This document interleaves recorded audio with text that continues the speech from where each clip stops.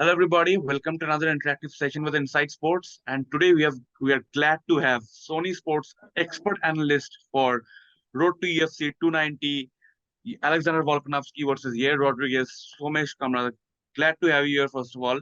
Thank you so much. Thank you so much. It's not road to UFC, it's UFC 290. And kahan दिखेगा? सिर्फ Sony पे Sony दिखेगा. Live Pay. And also, like Sony, if you want to watch the fight in like Hindi commentary, you can access to Sony 10.3. For English commentary, Sony 10.2. And for Telugu and Tamil, it's Sony 10.4. So yeah, it's finally fight week.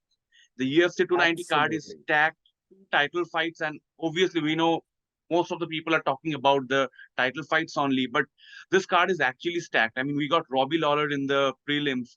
So Yes. just I just want to know, like, want you to pick two of the special fights other than the main event and the co-main event that you are most excited about amongst all the other fights. Wow, that is such a good question because this fight card is not 6 fights, it's only 5 fights, out of which one has got replaced, So Bo Nickel has a new opponent that has stepped in on a short notice. But the fight that I'm most excited, apart from the co-main and the main event, is obviously Bobby Knuckles. Bobby Knuckles is back with Duplessis, and that's going to be such a banger. A South African versus an Australian. And man, combined, I think they've got 56 professional fights between them. So man, it's just going to be a ton of experience out there. And come on, I'm a huge Bobby Knuckles fan. So, And like Israel Adesanya recently said that he wants Strikers Duplessis to win this fight just because of the African history that they carry and how sellable the fight can be. But he also right. mentioned the fact that it would never be an easy fight. I mean, Bobby Knuckles is one of the greatest fighters. So, what do you think Dricus Duplessis needs to do to beat Robert Whittaker? And I want you to be absolutely unbiased about it since you're such a big fan. So, I do believe that Bobby Knuckles, his wrestling has not been the best in the division. At the same time, people have not really explored that side as well. We know his striking is fabulous. We know his footwork is fabulous. We know he can take a shot. But at the same time, I think his wrestling in BJJ has not been abused or used or misused just yet. If Duplessis can take advantage of that and somehow take it on the ground, tire him out, then I think he's going to be in trouble. However, after a very, very long time, it's a 3-round fight. So it's going to be very difficult for Duplessis to really catch holds. And I feel if he really needs to do it, one way is with his boxing, because Duplessis has extremely heavy hands. So a couple of clean shots can rock him. But man, Bobby Knuckles has faced Jacare that also stung him a few times, and he still was there going up there. He threw a few head kicks, those sneaky head kicks. So he throws a 1-2 and comes up with his, with his right leg. So those are very sneaky. I think it's going to be very difficult for Duplessis to really pull this out of the bag.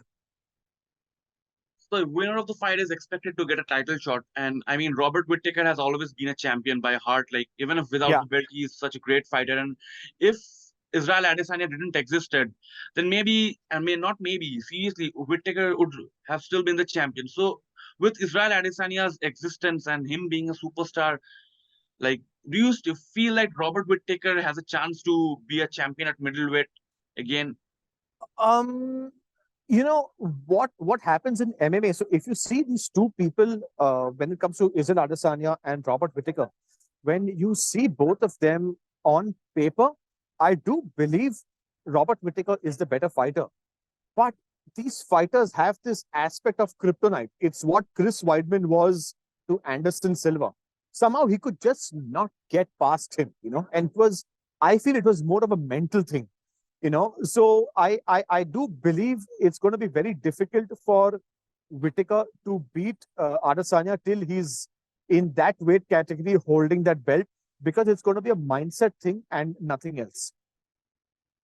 Now I'm going to ask you the same thing about, like, we talked about the 185 pounds category. Now, this we can like relate the same scenario with the 145 pounds category too. Like, if you look at Max Holloway, he has been a tremendous champion, tremendous Right, featherweight champion. But with right. Alexander Volkanovski being there, he is just like not being able to get him past over there. So, what do you feel like? Can Yair Rodriguez take out Alexander Volkanovski. Like Alexander Volkanovski has been a solid guy at 145. Who do you think can like beat him?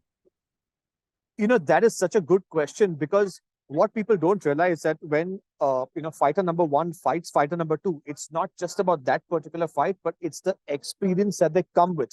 Now, Alexander Volkanovski is coming off a decision loss to Islam Makhachev, who was possibly maybe 175, 180 pounds on fight day. So he has fought tougher opponents at a much higher weight class. Alexander Volkanovski himself may be 157, 160 on that particular day. But but honestly, we need to see as to what is their background. So Yair Rodriguez, I feel, is going to have an extremely difficult time, because Alexander Volkanovski has, I feel, become one notch better by fighting Islam Makhachev.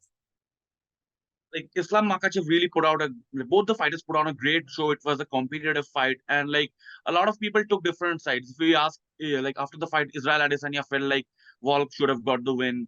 Sejudo analyzed the fight pretty brilliantly and said that Islam Makhachev should have won the fight. Now I've been asking this question to a lot of experts. I just want to take your honest opinion. Who do you think deserve to get their hand raised on the fight night?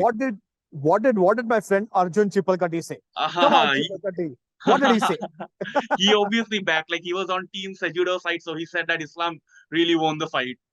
Okay, that's a very interesting one, because most of the times, he goes with his heart and not with his mind. Okay. So I completely agree with Triple C and our Arjun C.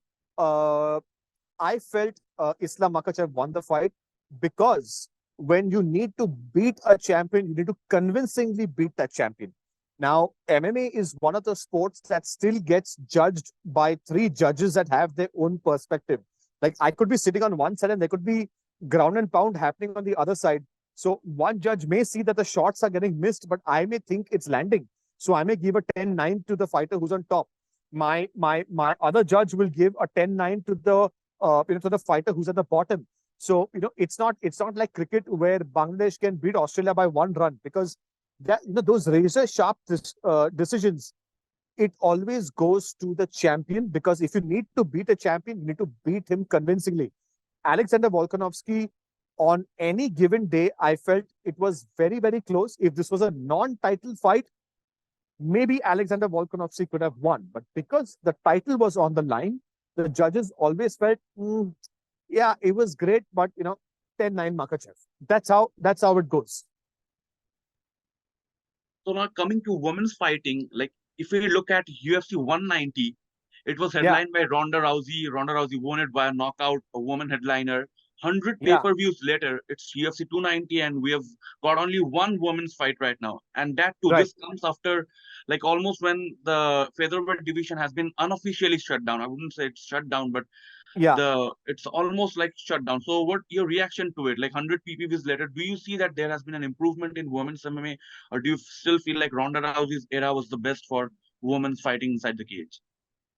So typically what happened when the Ronda Rousey era started, the UFC went out there and picked out the best women fighters from across the globe, be it Invicta, be it, some organization in Brazil.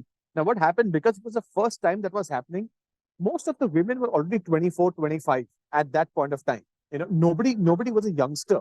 So typically what happens, all the fighters from that zamana who were maybe in the 125-pound division, 135-pound division, they all grew to a level, and those were not replaced after that, because we had the 115-pound division open. Then we have a 105, that could be active. So honestly, the weight divisions are a lot, but the women fighters are not those many. And when I say women fighters, I mean the top level women fighters, because that market still has a huge, huge void. And I feel that women's MMA is the next big thing that needs to grow, because the opportunities are immense out there. I feel globally, there's not too many fighters in the 145-pound division. I mean, I think Chris Cyborg was the only dominant one. And then, of course, we had Amanda Nunes that went up and dismantled Chris Cyborg. But if you see as a natural weight category, She's a bantamweight. She's a 135 pounder. She just went up to challenge Chris Cyborg. So top level fighters are not yet so many in quantity. And if you see the Ronda Rousey era, we had Nisha Tate, we had Ronda Rousey, we had Cyborg come in.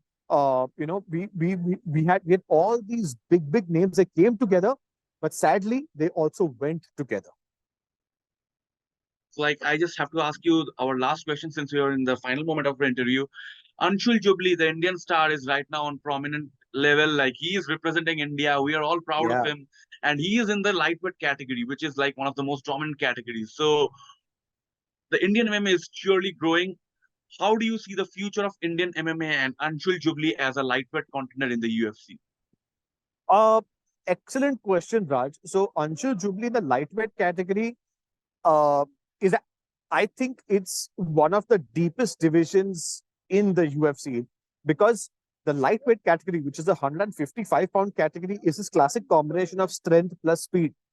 You know, the heavyweights are normally slower, but they are stronger, and the lighter weight categories like the Brandon Morenos are very quick. I'm not saying they're not strong, but I'm saying the lightweight category is one of those categories which is just in the middle of extremely good power and extremely good speed. So we have some like massive names out there, and also the BMF title currently is in that weight category. Yeah. So I'm very excited for Anshul in that weight category.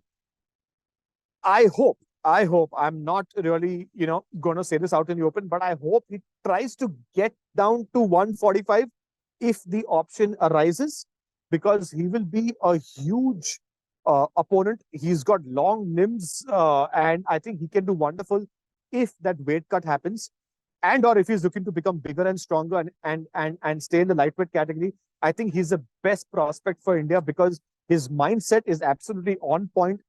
He listens to his corner, he listens to the people that are actually by him, and in his mind, he's bulletproof. So, the surrounding success, what people say, doesn't affect him.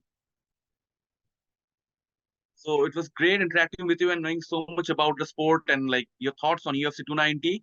So it's going to be a busy month for all the fight fans. 2 pay-per-views Yeah. in the same month. So Sony Network is the place where all Indian fans can chip in and they can like have a treat basically.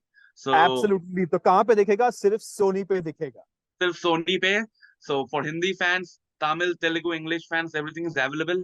Just tune into Sony and have a great time watching the great fights. Thank you so much, Raj. Thank you so much for having me.